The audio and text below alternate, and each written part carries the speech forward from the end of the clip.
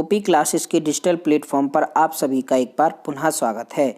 आज हम लोगों को पढ़ने हैं 3 नवंबर 2020 के मोस्ट एक्सपेक्टेड करंट अफेयर्स। तो चलिए शुरू करते हैं और देखते हैं अपना आज का पहला प्रश्न।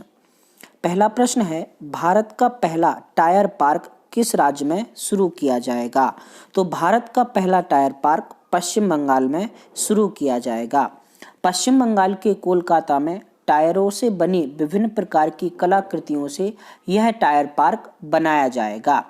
कोलकाता में स्थापित होने वाला यह टायर पार्क कुछ भी वेस्ट नहीं होता अवधारणा पर आधारित है।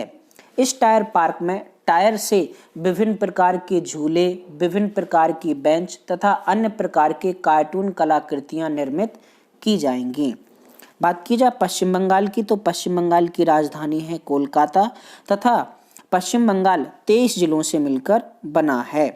पश्चिम बंगाल की वर्तमान मुख्यमंत्री ममता बनर्जी हैं, जबकि राज्यपाल जगदीप धनखड़ हैं। चलिए देखते हैं आज का दूसरा प्रश्न। दूसरा प्रश्न है, पब्लिक अफेयर्स सेंटर यानी पीएसी द्वारा जारी सार्वजनिक मामलों के सूचकांक 2020 के अनुसार किस राज्य को बड़े राज्यों की श्रेणी में देश का सर्वश्रेष्ठ शासित राज्य घोषित किया गया है? तो हाल ही में पीएसी ने सार्वजनिक मामलों के सूचकांक 2020 को जारी किया है, जिसमें बड़े राज्यों की श्रेणी में देश का सर्वश्रेष्ठ शासित राज्य केरल को चुना गया है, जबकि बड़े राज्यों में सबसे पीछे यूपी को रखा गया है। चलिए देखते हैं हमारा आज का तीसरा प्रश्न। तीसरा प्रश्न है, पब्लिक अफेयर्स सेंटर यानी पीएसी द्वारा जारी सार्वजनिक मामलों के सूचकांक के अनुसार किस राज्य को छोटे राज्य की श्रेणी में देश का सर्वश्रेष्ठ शासित राज्य घोषित किया गया है? तो हाल ही में पीएसी द्वारा जारी सार्वजनिक मामलों के सूचकांक में छोटे राज्यों की श्रेणी में गोवा को पहला स्थान मिला है। छोटे राज्यों की श्रेणी में अंतिम स्थान पर मणिपुर राज्य को रखा गया है। वहीं इस सूचकांक में केंद्र शासित प्रदेश में चंडीगढ़ को पहला स्थान मिला है। चलिए देखते हैं हमारा आज का चौथा प्रश्न। चौथा प्रश्न है, पीएम मोदी ने किस राज्य में भारत की पहली सी प्लेन सेवा शुरू की है?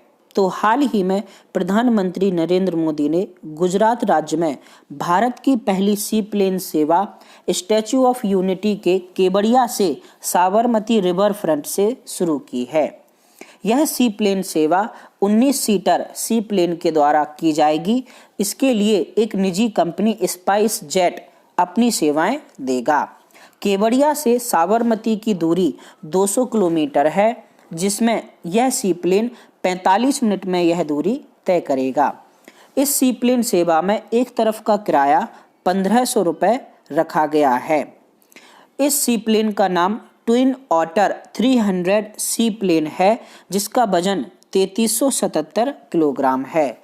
एक बार में इस सी प्लेन में 1419 लीटर पेट्रोल आता है, जबकि प्रत्येक उड़ान के लिए 272 लीटर की जरूरत पड़ती है। चलिए देखते हैं हमारा आज का पांचवा प्रश्न।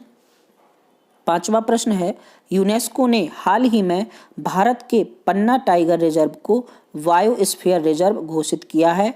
पन्ना टाइगर रिजर्व किस राज्य में स्थित है? तो हाल ही में यूनेस्को ने मध्य प्रदेश में स्थित पन्ना टाइगर रिजर्व को बायोस्फीयर रिजर्व घोषित किया है।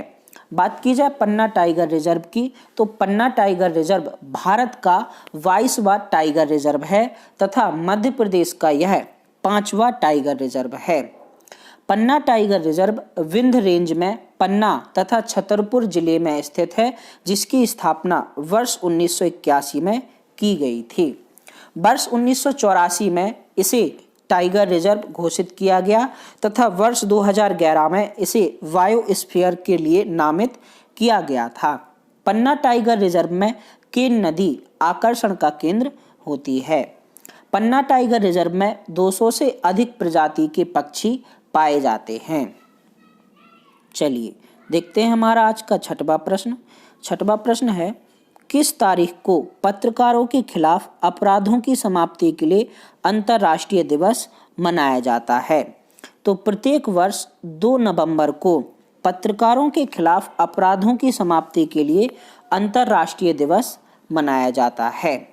हाल ही में आई एक रिपोर्ट के अनुसार वर्ष 2006 से 2019 के बीच कुल 1200 पत्रकारों की मौत हुई है।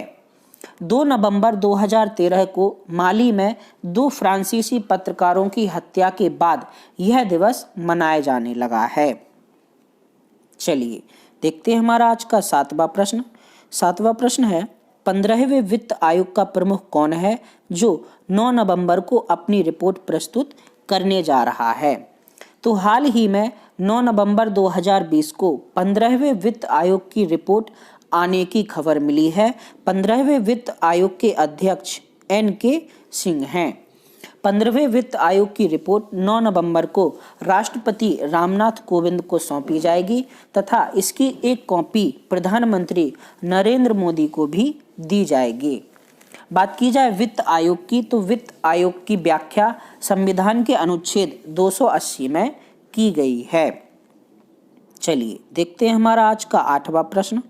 8वां प्रश्न है, राष्ट्रीय एकता दिवस हर साल मनाया जाता है। तो प्रत्येक वर्ष 31 अक्टूबर को राष्ट्रीय एकता दिवस मनाया जाता है। भारत के लौह पुरुष कहे जाने वाले सरदार वल्लभ भाई पटेल की जयंती पर प्रत्येक वर्ष 31 अक्टूबर को राष्ट्रीय एकता दिवस मनाया जाता है। राष्ट्रीय एकता दिवस की शुरुआत वर्ष 2014 से मानी जाती है तथा वर्ष 2020 में सरदार वल्लभ भाई पटेल की 144वीं जयंती मनाई जा रही है। सरदार वल्लभ भाई पटेल का जन्म 31 अक्टूबर 1875 को हुआ था तथा इनकी मृत्यु 15 दिसंबर 1950 को हुई थी।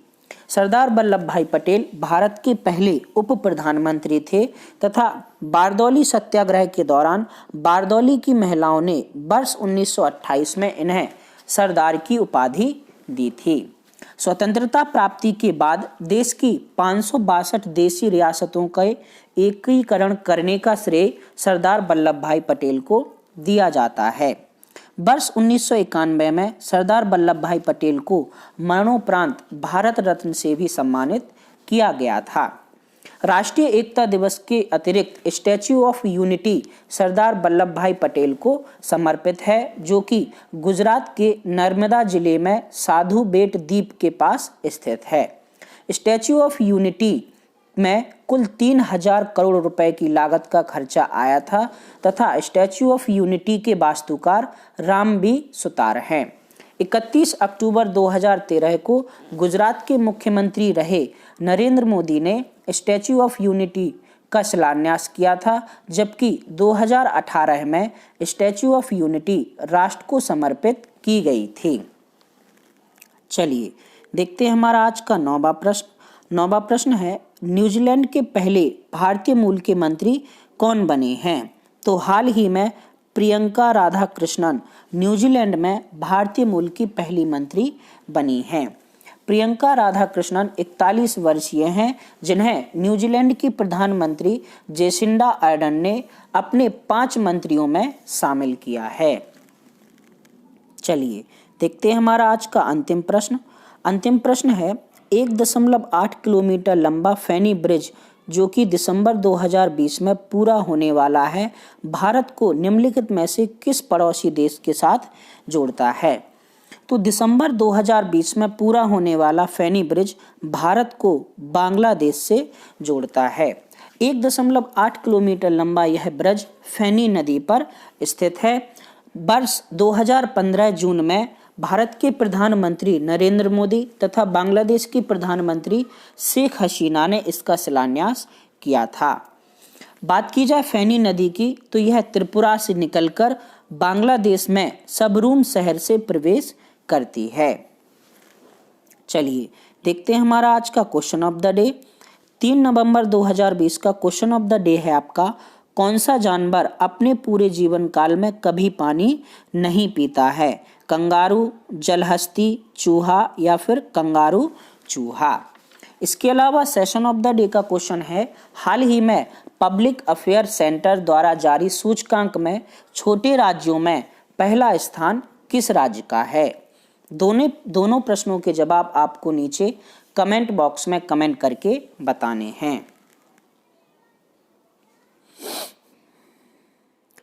2 नवंबर 2020 का क्वेश्चन ऑफ द डे था आपका, सभी हड़प्पा स्थलों में से कौन सी सबसे प्रभावशाली जल निकासी प्रणाली है? तो इसका सही उत्तर है मोहनजोदड़ो। इसके अलावा सेशन ऑफ द डे का क्वेश्चन था, हाल ही में ब्रह्मोस सुपरसोनिक क्रूज मिसाइल का एयर लॉन्च संस्करण जारी किया गया।